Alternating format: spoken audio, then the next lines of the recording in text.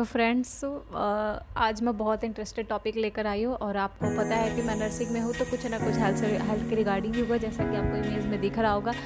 तो बहुत ही ज़्यादा इंटरेस्टेड टॉपिक है जो जानकर आपको अच्छा भी लगेगा। और जब जो भी आपको फीडबैक देना होगा लास्ट में कमेंट आप ज़रूर करना कि आपको ये वीडियो कैसा लगा और ये नॉलेज जानकर अच्छा लगे कुछ भी। वैसे तो मुझे बहुत इंटरेस्ट है इस टॉपिक में, क्योंकि जब मैंने अपने टीचर से पढ़ा था तो मुझे बहुत अच्छा लगा था, इसलिए मैं इस पे वीडियो बना रही हूँ। तो आपको वीडियो देख के क्या आप गेस कर सकते हैं किसके बारे में। वैसे लिखा हुआ है फ्रंट पे जॉन्डिस के बारे में, तो जी हाँ, आज हम जॉन्डिस के बारे में बात करने वाले हैं। तो क्वेश्चन उठता है जॉन्डिस क्या है, कैसे होता है। वैसे तो नॉर्मली हम बात करते हैं कैसे होता है या कुछ भी। वैसे तो घर में आप सुनते होंगे जॉन्डिस पीलिया, शरीर का रंग पीला पड़ जाता है। तो ये है जो आप लक्षण देख के पता लगा लेते हो कुछ भी। तो ये होता क्यों है, आज उसके बारे में बात करने वाले हैं। तो इमेज इसमें आपका लीवर का नॉर्मली इमेज दिख रहा है, ये कुछ इंडिकेट कर रहा है जो आपको पूरा वीडियो देखने के बाद समझ में आ जाएगा। तो हम बात करते हैं, अगर हम बात करते हैं जॉन्डिस का, तो सबसे पहले हमें समझना होगा हीम डिग्रेडेशन। ये एक चैप्टर है हमारा हीम कैटाबॉलिज्म, बट आपको मैं बहुत इजी वे से समझाऊंगी जो तुरंत समझ में आ जाएगा। इतना तो पता होगा कि आरबीसी क्या होता है। तो रेड ब्लड जो सेल होता है, आरबीसी ब्लड का पार्ट है, वो उसका जो लाइफ स्पेन होता है 120 डेज़ का होता है। 120 डेज़ के बाद वो ब्रेक डाउन करता है, यानी उसका जो सेल होता है वो टूट जाता है। और सेल के अंदर बहुत कुछ चीज़ें होती हैं जो टूटकर अलग होती हैं और वो बॉडी में रीएब्जॉर्ब भी होती हैं। पर कुछ ऐसी चीज़ें हैं जो आपका जॉन्डिस का कारण बनता है जब वो सही से ना हो। तो जो सबसे पहले इसमें आपको लिखा हुआ है आफ्टर 120 डेज़ आरबीसी टूट के, आपका आरबीसी में सेल मेम्ब्रेन होता है जो अलग हो जाएगा। सेल मेम्ब्रेन में भी प्रोटीन होते हैं, आपको पता है। उसके बाद जो आपका प्रोटीन है वो रीएब्जॉर्ब हो जाता है बॉडी में, फिर से यूज़ हो जाता है रीएब्जॉर्ब होके अमाइनो एसिड में। हिम आपने पढ़ा होगा हीमोग्लोबिन, हमारे आरबीसी में हीमोग्लोबिन होता है। तो मेनली हम इसी पे फोकस करेंगे। आपको ये सेल मेम्ब्रेन प्रोटीन याद रहे या ना रहे, इतना आपको याद रहना चाहिए कि आरबीसी के टूटने के बाद आपका बनता है हीमोग्लोबिन। हीमोग्लोबिन में आपका जो हीम वाला पार्ट है वो अलग हो जाता है और ग्लोबिन वाला पार्ट वो अलग हो जाता है। अब जो आपका ग्लोबिन वाला पार्ट है वो टूट कर अमाइनो एसिड बनता है और फिर वो हमारी बॉडी के द्वारा रीएब्जॉर्ब हो जाता है। रीएब्जॉर्ब करने का कहने का मतलब कि वो दोबारा हमारी बॉडी यूज़ कर लेती है उसको। रहा बात हमारा बच कौन गया, हीम बच गया। तो अब हम बात करते हैं, हमने अभी तक देखा कि आरबीसी 120 दिन के बाद टूट चुका है। टूटने ब्रेक डाउन होने के बाद अब हमारा आया हीमोग्लोबिन, जिससे ग्लोबिन अलग हो गया और हीम अलग हो गया। अब जो हीम वाला पार्ट है वो आपका कन्वर्ट हो जाता है बिलीवर्डिन में और हीम, इन दोनों के बीच में कभी भी आपने एंजाइम का पढ़ा होगा कि जैसे आप फोटोसिंथेसिस पढ़े होंगे। फोटोसिंथेसिस में जो खाना बनता है उसके बीच में सनलाइट बहुत ज़्यादा इंपॉर्टेंट होता है। तो वैसे ही हमारी बॉडी में भी किसी भी चीज़ को कन्वर्ट करने के लिए बीच में एंजाइम वर्क करते हैं। तो यहाँ पे आपका जो हीम है वो टूट के बना देता है, कन्वर्ट हो जाता है, हीम कन्वर्ट हो जाता है बिलीवर्डिन में। और इसके बीच में जो एंजाइम इन्वॉल्व है उसका नाम है हीम ऑक्सीजनेज एंजाइम। हीम टूट के आपका क्या हो गया, बिलीवर्डिन, और इन दोनों के बीच में जो एंजाइम है उसका नाम है हीम ऑक्सीजनेज एंजाइम। अब बिलीवर्डिन जो है वो बिलीवर्डिन बिलीरुबिन में कन्वर्ट हो जाता है। जी, बिलीरुबिन का नाम बिल्कुल भी नहीं भूलना है, क्योंकि अगर जॉन्डिस का नाम आता है तो उसके पीछे कहीं ना कहीं हाथ है आपके बिलीरुबिन का। बिलीरुबिन हमारी बॉडी में जब इकट्ठा हो जाता है तो हमें जॉन्डिस होता है। अब कैसे होता है ये हम बाद में देखेंगे, पर अभी तक आपने क्या देखा कि हमारा हीम आरबीसी टूट के हीमोग्लोबिन और हीम टूट के बिलीवर्डिन, और बिलीवर्डिन से क्या बना आपका बिलीरुबिन। और इसके बीच में जो एंजाइम है आप याद कर लेना, हीम ऑक्सीजनेज बिलीवर्डिन रिडक्टेज, ये एंजाइम्स का नाम आपका लिखा हुआ है। अब बिलीरुबिन जो है वो बहुत ही टॉक्सिक सब्सटेंसेस है हमारी बॉडी में, यानी इसको बॉडी से निकालना ही निकालना है। पर बिलीवर्डिन ऐसे डायरेक्ट नहीं निकल जाता, उसके भी कुछ फॉर्म होते हैं। जैसा कि इसका 2 फॉर्म है, अनकॉन्जुगेटेड और कॉन्जुगेटेड।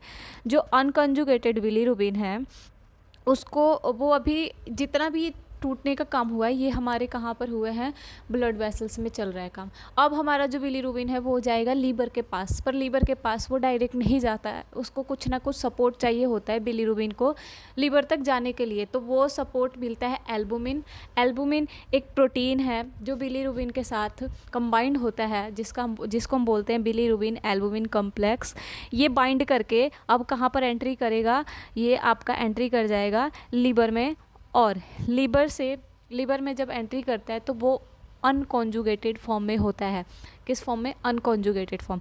आपको बता दूं मैं, अनकॉन्जुगेटेड फॉर्म जो होता है ये फैट सोल्यूबल होता है। ये क्या होगा, अगर हमारी बॉडी से रिमूव करना है, अगर हमारी बॉडी से बिलीरुबिन को, जैसा कि मैंने बता दिया कि बिलीरुबिन हमारी बॉडी के लिए बहुत हार्मफुल है, तो इसको तो निकालना ज़रूरी है, बट ये निकल सकता है जब तक ये कॉन्जुगेटेड में नहीं होगा तब तक बिलीरुबिन हमारी बॉडी से बाहर नहीं जाएगा।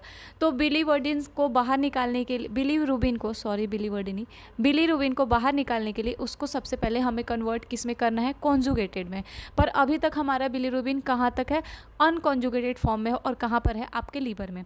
अब लीवर से अनकॉन्जुगेटेड बिलीरुबिन जो है वो एक एसिड के हेल्प से, ग्लूकुरोनिक एसिड, अगर आपको नहीं भी याद है तो कोई बात नहीं, एसिड का नाम याद करने की ज़रूरत नहीं है, बस आपको इतना पता होना चाहिए कि ये कन्वर्ट हो रहा है कहाँ पर? आपके लीवर में। अनकॉन्जुगेटेड बिलीरुबिन ग्लूकुरोनिक एसिड के हेल्प से कॉन्जुगेटेड बिलीरुबिन में कन्वर्ट हो रहा है, और ये बिलीरुबिन अब आपका चला जाएगा कहाँ पे? अब आपके इंटेस्टाइन, लार्ज इंटेस्टाइन में चला जाएगा, और इंटेस्टाइन के हेल्प से ये बिलीरुबिन आपके स्टूल के, फीसिस के हेल्प से बॉडी से रिमूव आउट हो जाएगा। दो फॉर्म में बिलीरुबिन हमारा बाहर निकल जाता है बॉडी से, एक तो आपके स्टूल और दूसरा आपके यूरिन के फॉर्म में।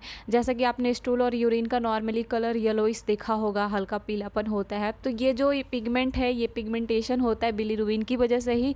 बिलीरुबिन येलोइश कलर प्रोवाइड करता है स्टूल और यूरिन को, तो ये नॉर्मली इसका फंक्शन है। पर बिलीरुबिन को हमारी बॉडी से निकालना बहुत ज़रूरी है। अगर ये हमारे टिश्यू में स्टोर हो गया, हमारी बॉडी में रह गया, तो ये बनता है जॉन्डिस का रीज़न। तो जॉन्डिस कैसे होता है ये तो हम पढ़ेंगे ही, पर सबसे पहले हमें ये जानना बहुत ज़रूरी होता है हीम डिग्रेडेशन कैसे होता है। चलिए एक बार रिवाइज कर लेते हैं क्या क्या हुआ इसमें। हाँ, और एक चीज़ मैंने इसमें स्किप किया कि यूरिन के थ्रू मैंने अभी तक नहीं निकाला है, तो इसका थोड़ा सा अलग है, ये मैं आपको रिवाइज करने के बाद बताती हूँ। सबसे पहले हमने देखा कि आरबीसी 120 दिन के बाद टूट गया। टूटने के बाद आरबीसी से हीमोग्लोबिन, प्रोटीन और सेल मेम्ब्रेन टूट के अलग हो गए। आप प्रोटीन, सेल मेम्ब्रेन याद रहे या ना रहे, आपको हीमोग्लोबिन याद होना चाहिए कि आरबीसी के टूटने के बाद हीमोग्लोबिन बना। हीमोग्लोबिन से हीम और ग्लोबिन अलग अलग हो जाते हैं। ग्लोबिन आपका एक प्रोटीन का टाइप है जो आपकी बॉडी में फिर से रीएब्जॉर्ब हो जाता है। सेकेंड बचता है आपका हीम हमारे हीम ऑक्सीजनेज एंजाइम के हेल्प से कन्वर्ट होता है बिलीवर्डिन में, और बिलीवर्डिन कन्वर्ट होता है बिलीरुबिन में with the help of biliverdin reductase enzyme. इस एंजाइम के हेल्प से आपका बिलीरुबिन कन्वर्ट हो गया। अब ये बिलीरुबिन कहाँ जाएगा? ये बिलीरुबिन जाएगा आपके लीवर में। क्यों? क्योंकि इसको कन्वर्ट करना है कॉन्जुगेटेड में, और बिलीरुबिन कभी भी अकेला नहीं जा सकता है, इसको सपोर्ट चाहिए। किसका सपोर्ट?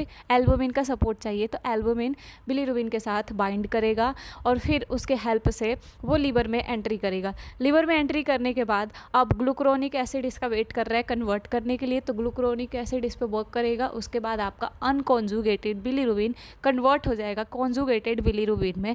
ये कॉन्जुगेटेड बिलीरुबिन आपके बाइल डक्ट से होते हुए कहाँ चला जाएगा? आपके इंटेस्टाइन में, और इंटेस्टाइन में ये बिलीरुबिन आपका स्टूल के थ्रू बॉडी से रिमूव आउट हो जाएगा। सेकेंड थिंग, यूरिन से कैसे निकलता है? तो ये बिलीरुबिन जो है ये आपके ब्लड के साथ फिर से बॉडी में जाता है और किडनी के पास फिल्ट्रेट होता है। फिल्ट्रेट होने के बाद ये बिलीरुबिन यूरिन में आ जाता है और यूरिन के थ्रू आपके बॉडी से रिमूव आउट हो जाता है। तो दो फॉर्म में मैंने स्टार्टिंग में ही बता दिया कि आपकी बॉडी से एक तो यूरिन फॉर्म में रिमूव आउट होगा और दूसरा आपका स्टूल फॉर्म में रिमूव आउट होगा।